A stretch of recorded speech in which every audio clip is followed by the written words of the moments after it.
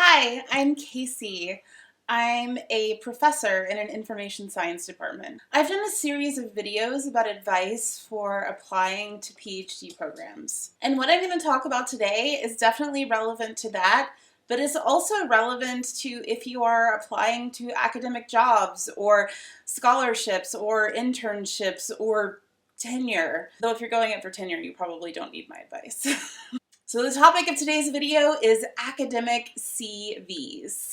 You might be brushing up on your CV right now. Maybe it's because you're applying to grad school, maybe it's because you're applying to jobs, maybe you just want to make sure that it's nice and pretty and up to date for your website.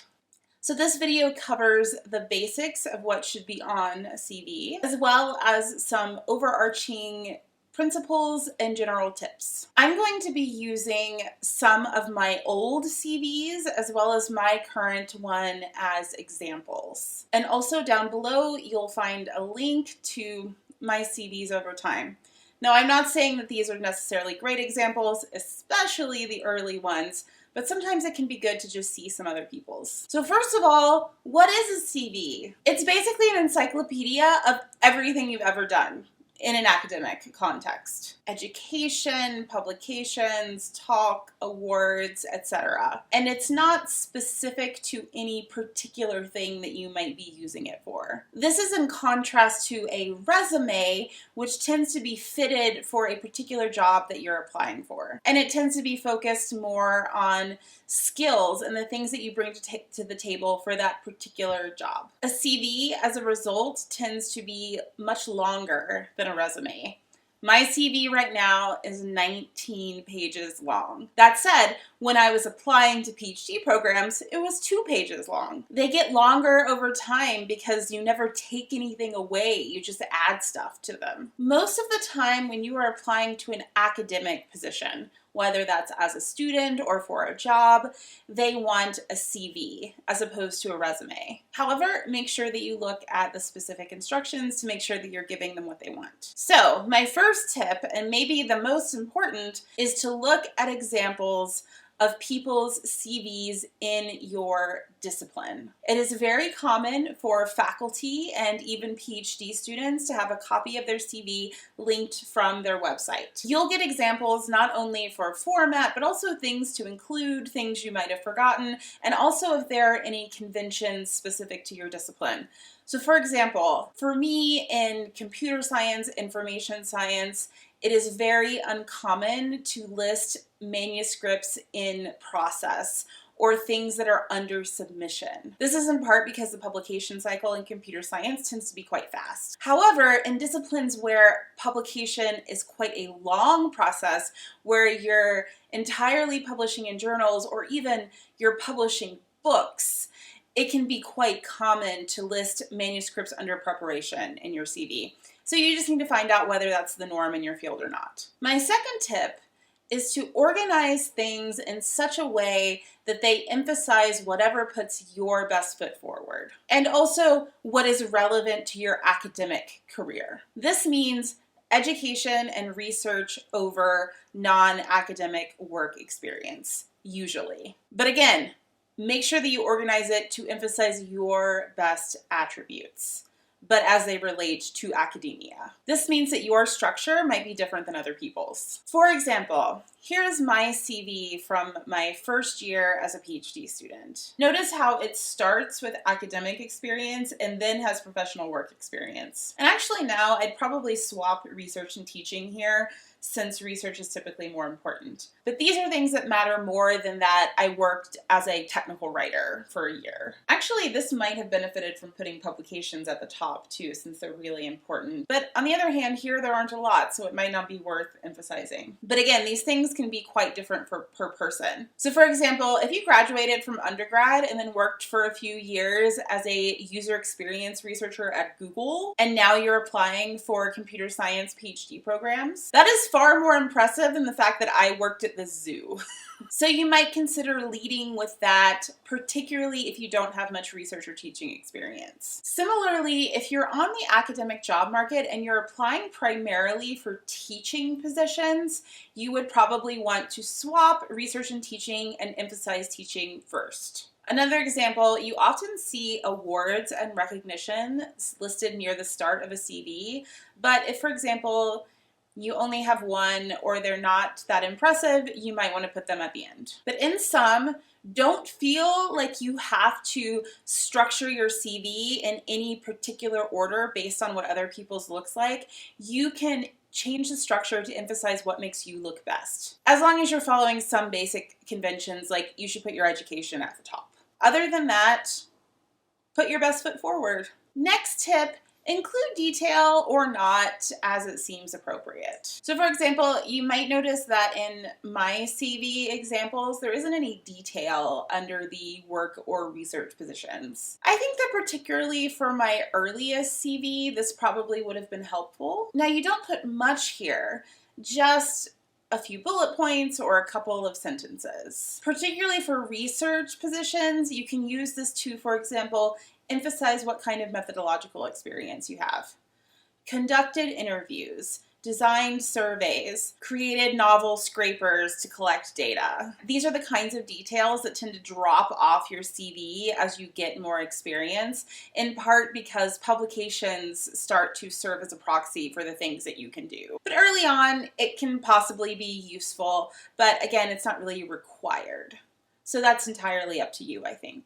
And again, if you are a student or a prospective student, looking at the CVs of students to see what kinds of things you like about what they do might be really useful for making this decision. You can also include optionally at the top of your CV a short statement about your research interests or objectives. For example, you'll see that here on the CV that I used when I was on the faculty job market. All right, my next tip is that when you're organizing things, try to clarify / be honest about your publications. There are lots of different kinds of publications, and it is completely appropriate to list all of them on your CV. But there's a big difference between a peer-reviewed journal article and a small workshop position paper. Sometimes it might be totally obvious which is which, but not all of the time. So the more publications that you have, the more subsections you will probably have.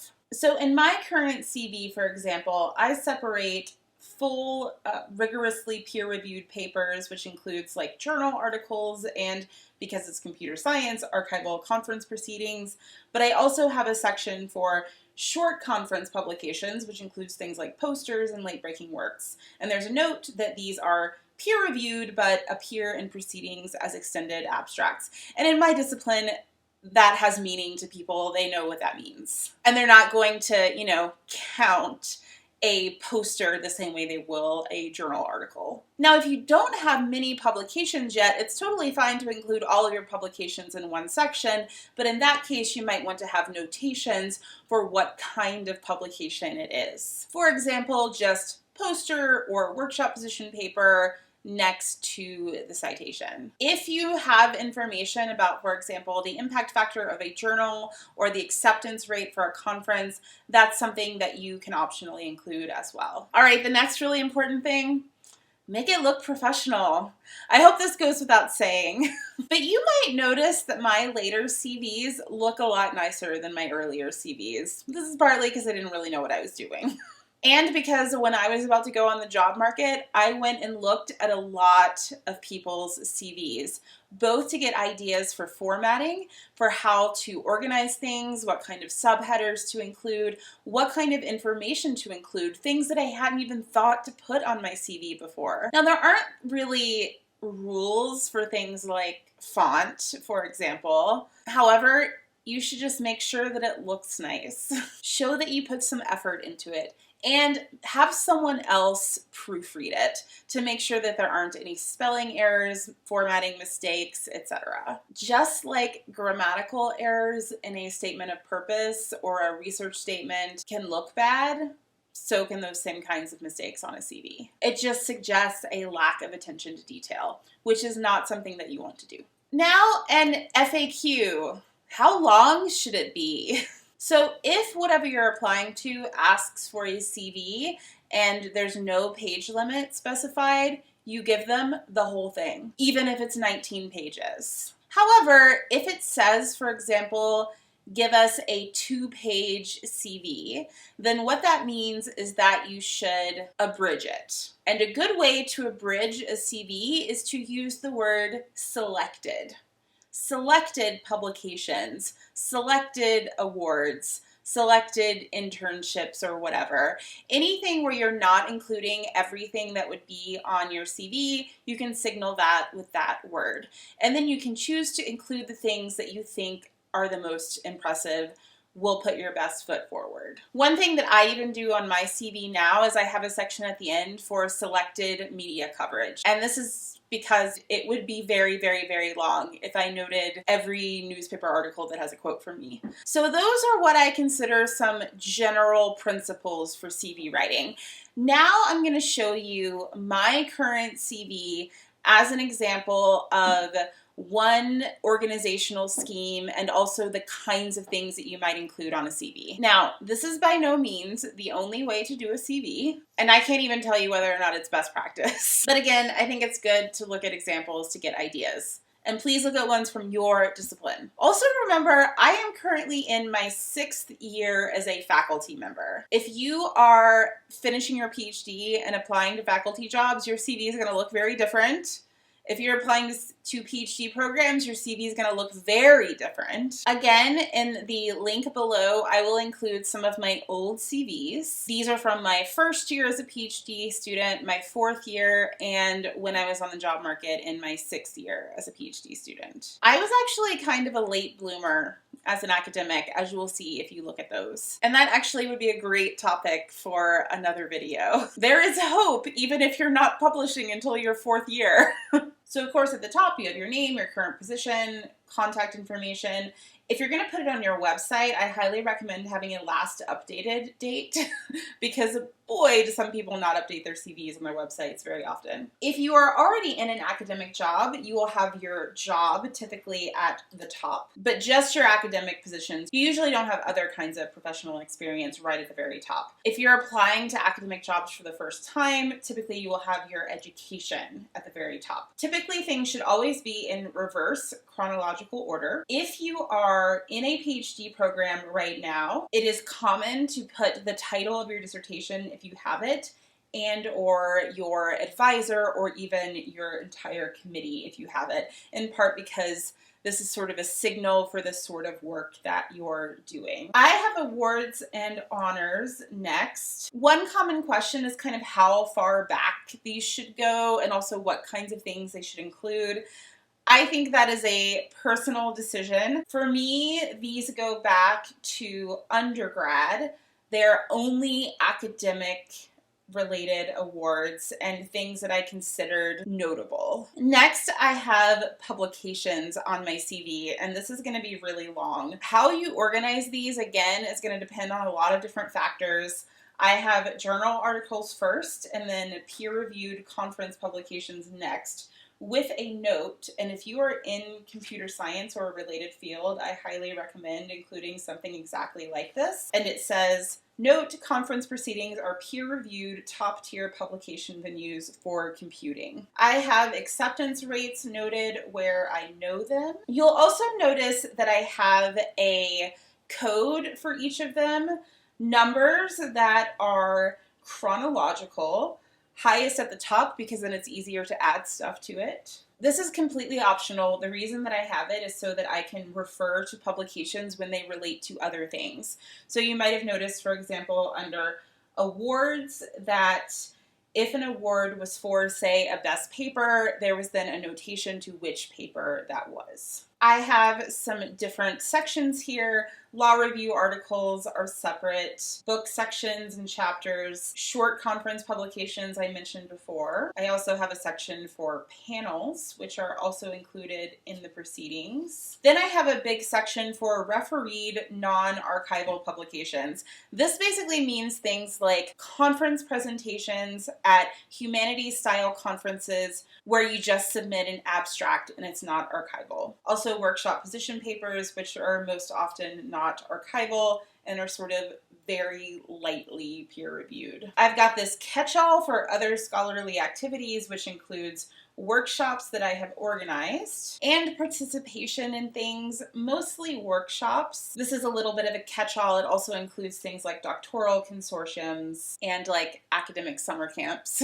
Next, I have a section for talks and panels. I have keynotes first, and then I have external talks. A piece of advice I got when I was putting together my CV for my reappointment, which is sort of like baby tenure, was to split apart external talks and talks that I gave at my university. That kind of thing is probably less useful if you're applying to jobs, etc., but I think it might be good for like tenure, because it emphasizes things that you're doing for your university. But it's more common to just have all your talks listed together. You can also often tell by looking at a faculty member's CVs where they had job interviews. I have research funding next. It is very common to list research funding at the very top of a CV. This is something that I might do when I go up for tenure. However, for my public CV that I put on my website, I don't necessarily consider how much money I've brought in to be the thing that I want to put forward first. Entirely up to you though. I've seen it both ways. Here is also a place where I specifically use the notation from journal articles and talks, etc., to note which are related to which grant. Next, I have teaching. And again, if you are applying for teaching positions, then you probably want to do teaching first and then research. I have courses taught, teaching assistantships from when I was still a student, and I also list all of the guest lectures that I have given in different classes. This, again, is something that I think is most useful for internal review at a university, though also if you are applying for academic jobs, it can actually be really useful to show the breadth of your teaching. Next, I have a section on student research mentoring. This is something that can be really useful to include if you are on the academic job market, because it shows your capacity to be a good advisor and mentor. There, of course, is a whole lot more here once you are a faculty member. Last, I have service. Now, if you're applying to PhD programs, you're probably not going to have academic service yet, but if you do, that's kind of cool. You should include it. I have editorial and advisory positions, big professional service positions like being part of the SIGCHI executive committee, having conference organizing positions, etc. I have a list of all of the conference program committees that I've been on, and then I have a list of reviewing that I do. This includes a lot of conference reviewing, which is why I have it listed per year. So for example, I have reviewed for the CHI conference for every year since 2012. That's a lot of reviewing. I also have listed all of the journals that I have reviewed for, as well as grant programs. This is really useful for me too, because I can go back and count how much reviewing I've done when I do my annual performance review. And then finally, near the very end of my CV, I have professional experience. Honestly, I don't have a lot. I had practically never had a real job before I got my faculty job. You might notice one difference from my earlier CVs. At some point, I took off my job at the zoo. Of course, if you are a current PhD student and you have really impressive internships, you might consider putting those much farther to the top of your CV than I have my stuff here, because mine just isn't really that relevant or interesting. I didn't have internships at Google or Facebook or whatever, but if you do, you might consider popping those closer to the top. And finally, as I mentioned, I have a section for selected popular press publications that I have written and selected press coverage. I have actually chosen what's here based on whether it is related to specific research papers, and I have that noted. If you don't have that much press coverage, you might actually want to list all of it. And that is all I've got on my CV, all 19 pages of it. And now briefly, I want to remind you what my CV looked like during my first year as a PhD student. Those CVs look very, very different, and it represents 10 years of work. I started my PhD in 2009. And I am filming this in late 2020. So my final piece of advice that I want to give then is to don't be discouraged by putting your CV together and feeling like it's not impressive enough. Imposter syndrome is real, but remember that you should be worried about being the best that you can be and not comparing yourself to other people. And try to organize your CV to emphasize whatever you think is best and most compelling about you. All right, well, that is all of my best advice, and also I hope going through my CV was not too boring. If you have any questions, please feel free to leave those below. And consider subscribing if this was helpful for you. And if you are applying for PhD programs right now, make sure that you check out the rest of my videos on that. And whether you are applying for grad school or for jobs, I wish you the very best of luck. And that's it. I'm Casey. Thanks for watching.